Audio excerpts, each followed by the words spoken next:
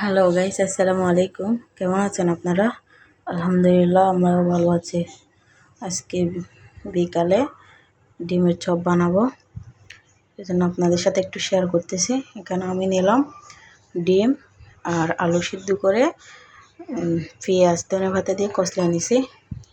আর এখানে নিলাম সুজি, বেসন আর কিছু মশলা দিছি 3 রকমের: হলুদ, মরিচ, গরম মশলা, লবণ। আর এদিকে বেকিং সোডা, এটা ইউজ করলাম আমি। সুজিটা দিলাম এই জন্য যাতে ডিমের চপটা একটু মচমচে হয়, খেতে অনেক ভালো লাগে, সেজন্য দিলাম। আপনারা সাথে থাকেন, আপনাদের সাথে শেয়ার করব ইনশাল্লাহ, সাথেই থাকেন। এবার আমি এই ডোটা একটু মিক্স করে ফেলবো, ভালো করে মিক্স করবো।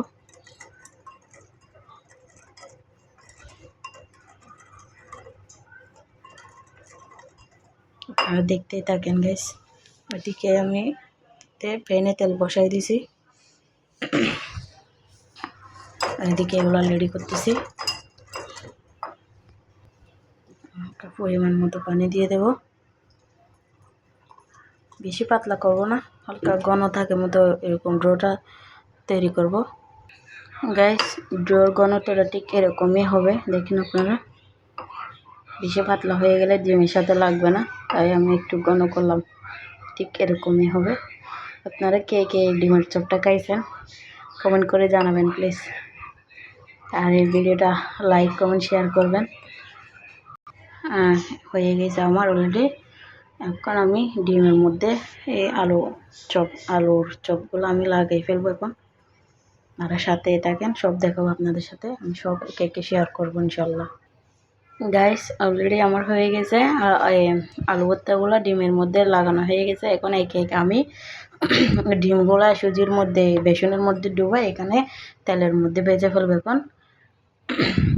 অনেকেও আবার বিস্কিটের গুঁড়িও ইউজ করে, কিন্তু আমি করলাম না, আজকে সময় নেই, তাই একটু বের হব, শপিংয়ে যাব, সেজন্য অন্য সময় আপনাদের সাথে শেয়ার করব। এটা হচ্ছে অপশনাল, এটা চাইলে কেউ দেয়, আবার যাদের ইচ্ছা না হয় তারা নাও দিতে পারে, সমস্যা নেই। দিলে একটু ভালো আর কি, খেতে আরও বেশি মচমচে হয়। হ্যালো বন্ধুরা, এখানে কেক আমি এই সব দিয়ে দিলাম।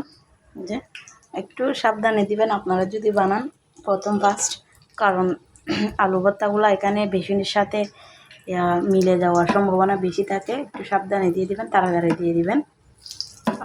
ভর্তাগুলো শক্ত থাকা অবস্থায় দিয়ে দিলে তো আর লাগবে না।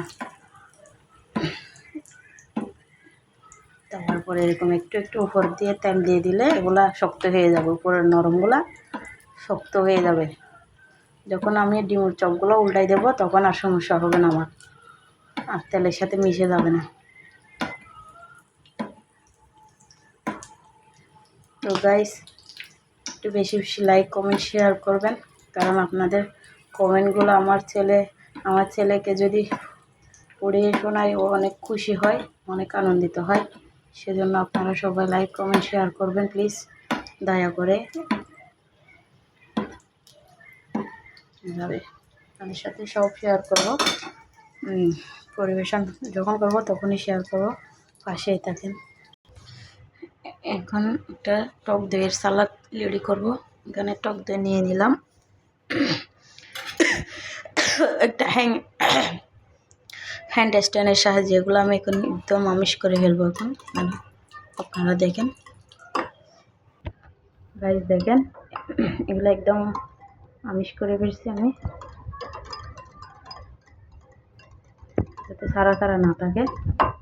এখন এর মধ্যে দিয়ে দিব শসা কুচি, দিয়ে দিব এখন শসা কুচি দিয়ে দিলাম। এখন দিয়ে দিব ধনে পাতা কুচি, এটা অপশনাল, এটা না দিলেই চলে, তবু আমি দিচ্ছি ভালো একটা স্মেলের জন্য। এখন সব কিছু ভালোভাবে মিশিয়ে ফেলবো একটা চামচের সাহায্যে। এই সালাডটা খেলে কি হয়, মানে পেটে ডিস্টার্ব হয় না আর কি, পেট ঠান্ডা থাকে, সেজন্য আমরা এনি টাইম খাই এগুলা। এই সালাডটা স্বাস্থ্যকর খাবার বললেই চলে।